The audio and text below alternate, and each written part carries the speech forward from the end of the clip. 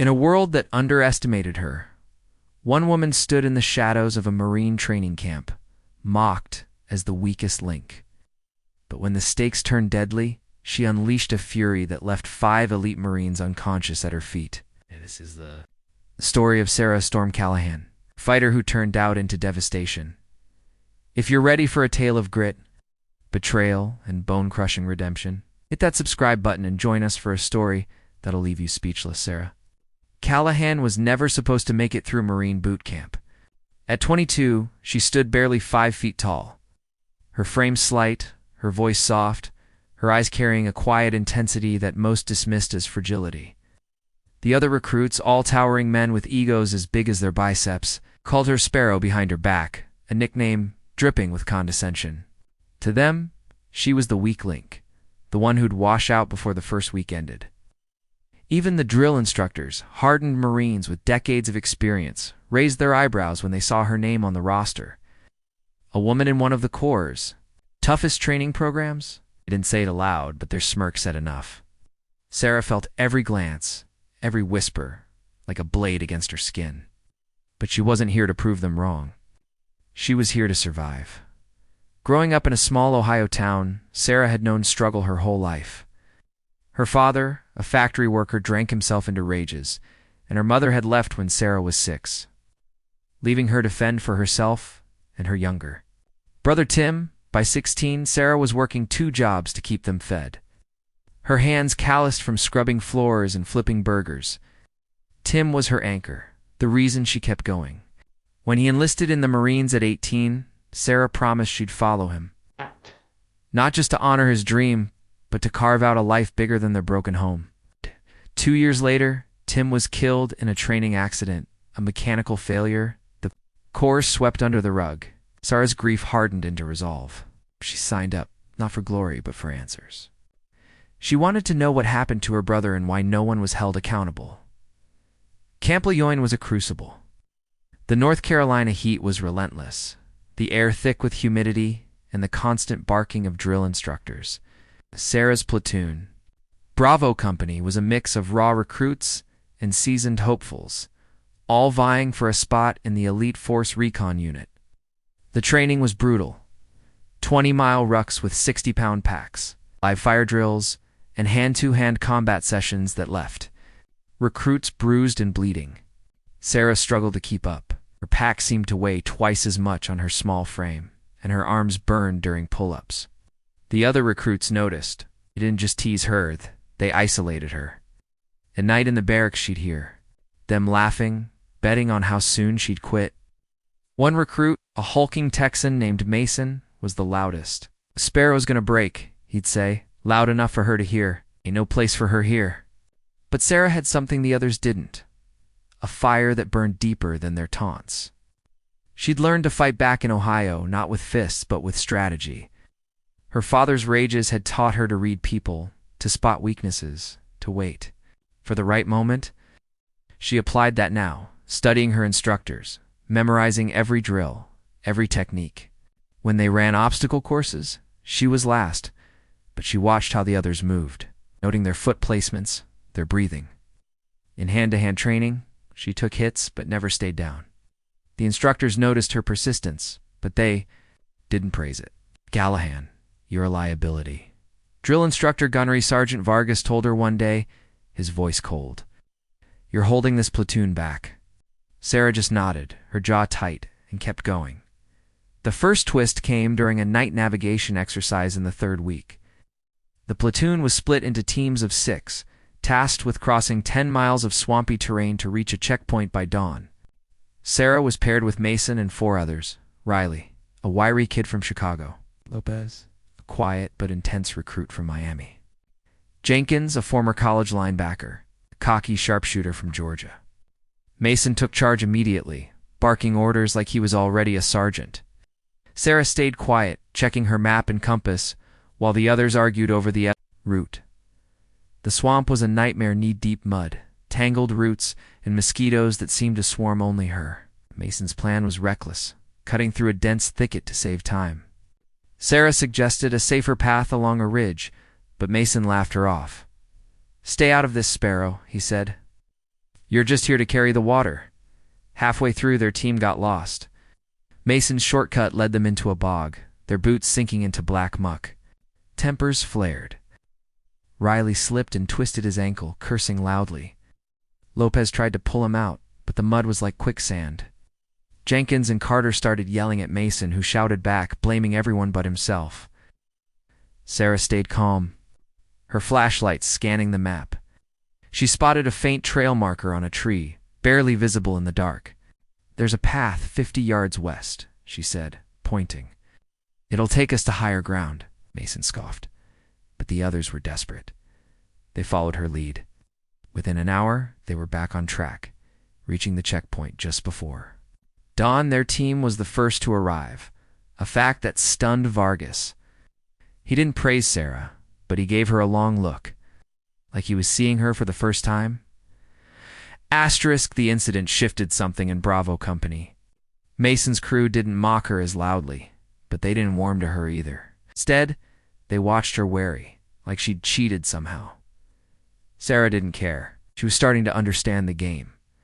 Respect wasn't given here. It was taken. She doubled down on her training, running extra laps at night, practicing combat moves alone in the dark.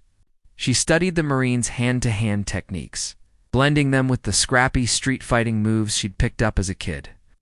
Her body was still small, but it was quick, precise, lethal in ways the others didn't expect. The second twist came during a live-fire exercise in Week 6. The drill was simple: navigate a mock urban battlefield, neutralize enemy targets, and extract a hostage all while under simulated enemy fire. Sarah's team, the same one from the swamp, was assigned to breach a building. Mason, still smarting from the navigation failure, insisted on leading again. This time, Sarah didn't argue. She watched as he planned a frontal assault, ignoring the side entrance she'd scouted. The exercise began, and everything went wrong. Mason's team rushed the main door, only to be killed by a barrage of simulated rounds from hidden instructors. Riley and Lopez were tagged out immediately, followed by Jenkins. Carter managed to dive behind cover, but he was pinned down. Sarah, who'd hung back, slipped through the side entrance, moving silently. She took out 3 enemy targets. With precise shots, freed the hostage, and signaled for extractional before Mason realized what happened. When the exercise ended, Vargas called Sarah forward. Platoon expected a reprimand for not following Mason's lead.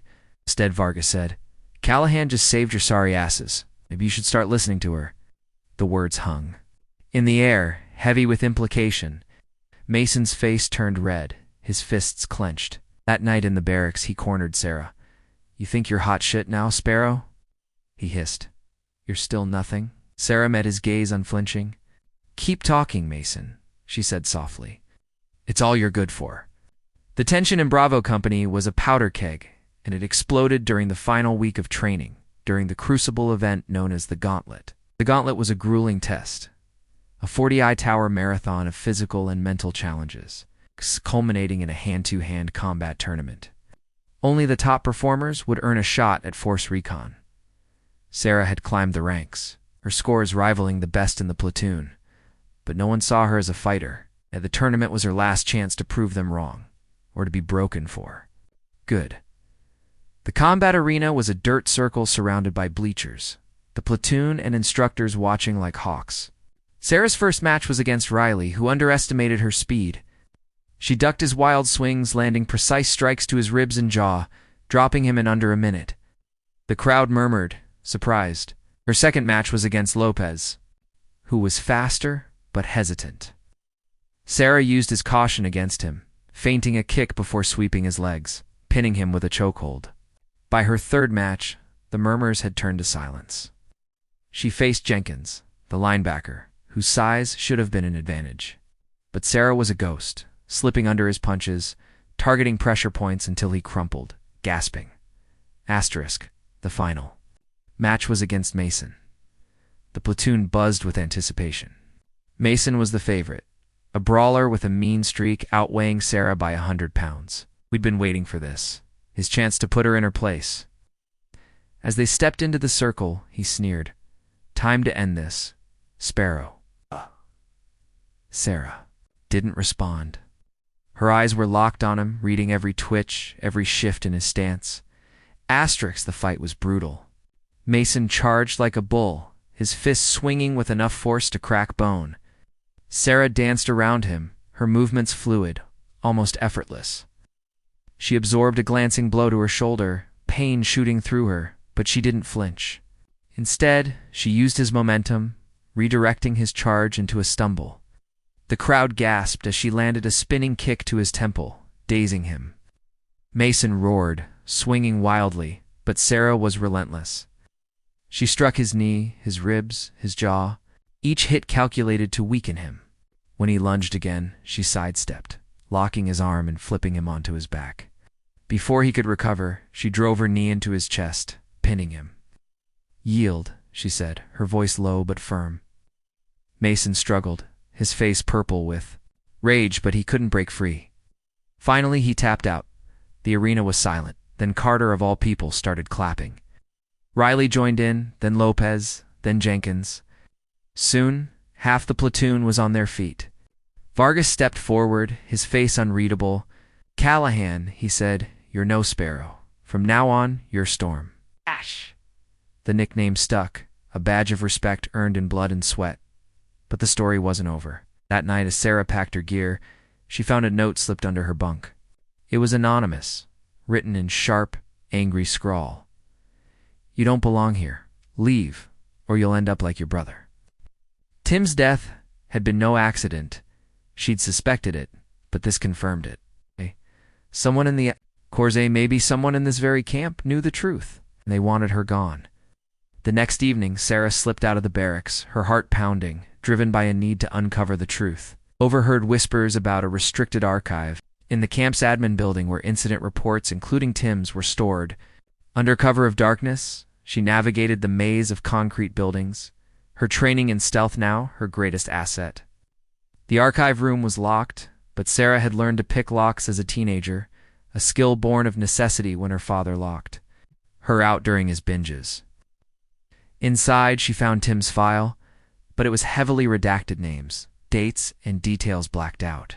One word stood out: sabotage. Her brother's death wasn't an accident. As she scanned the pages, a shadow moved behind her. She spun around, her hand on the knife she kept strapped to her ankle, but the figure was gone. A chill ran through her. Someone had been watching her, someone who knew she was digging. ... The next morning, she found a second note. This one slipped into her locker. "Stop now, or you're next." Attached was a grainy photo of Tim, smiling in his uniform, taken days before his death. Sarah's hands trembled, not with fear, but with rage. She recognized the man in the background of the photo, a tall, lean officer with a scar across his cheek, the same man she'd seen observing drills from a distance, never speaking, always watching. He wasn't an instructor, but his presence carried weight. She'd heard rumors of a special operations officer, someone tied to covert missions, someone with the power to bury secrets. Was he the key to Tim's death? Sarah didn't know his name, but she memorized his face. She wouldn't confront him, yet her training had taught her patience, but she would find him. For now, she hid the file and the photo, knowing the truth was a ticking bomb. Whoever was behind this thought, they could scare her off, but they didn't know Sarah Callahan. They didn't know Storm. The final twist came days later, at the Force Recon selection ceremony. Sarah was chosen, one of only 3 from Bravo Company. As she stood on the podium, her new insignia pinned to her chest, she scanned the crowd. Mason was there, his jaw still bruised, his eyes burning with resentment. Vargas was there too, his expression unreadable. In the back, a man she didn't recognize, a high-ranking officer with cold, calculating eyes, watched her closely. Sarah's gut told her he was connected to the note to Tim's death, to something bigger than she could yet grasp. Asterisk, as she left the ceremony, Sarah made a vow. She'd earned her place, knocked out every doubt, every taunt, every Marine who stood in her way, but this was just the beginning. She'd find the truth about her brother, no matter who she had to take down. They'd called her weak, But Sarah Storm Callahan was a force no one could stop. What a journey, right? Sarah Callahan took on the odds, turned weakness into strength, and left 5 Marines in the dust. If this story got your heart racing, drop a like, hit that subscribe button, and let us know in the comments. Where are you watching from? You in Ohio like Sarah? Or maybe Texas? New York? California? Tell us your part of the country, and stay tuned for more stories of grit and glory.